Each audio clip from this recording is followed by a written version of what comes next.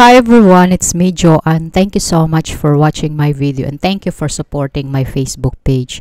So ang ibabahagi ko po ngayon sa video ko is tungkol po sa mga nakatagong senyales ng stress at anxiety. Una po is yung hirap sa pagtulog dahil sa daming mga iniisip. Number 2 is yung gastrointestinal distress tulad ng pagtaas ng acid sa ating tiyan.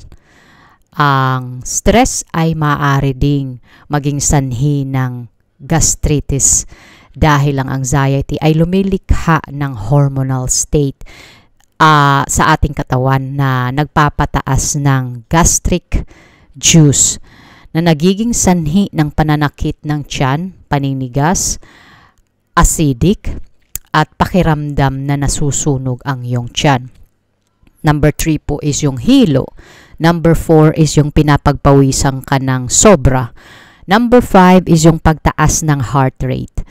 Number 6 is yung pananakit ng buong katawan, tension sa buong katawan. Number 7 is yung pagbaba ng immune system.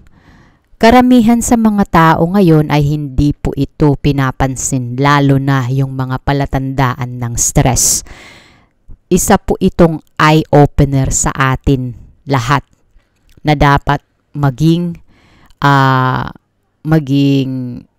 mapag-obserba tayo, dapat makinig po tayo sa ating katawan at unahin ang pangangailangan or unahin yung pangalagaan ang sarili, lalo na po yung ating mental health.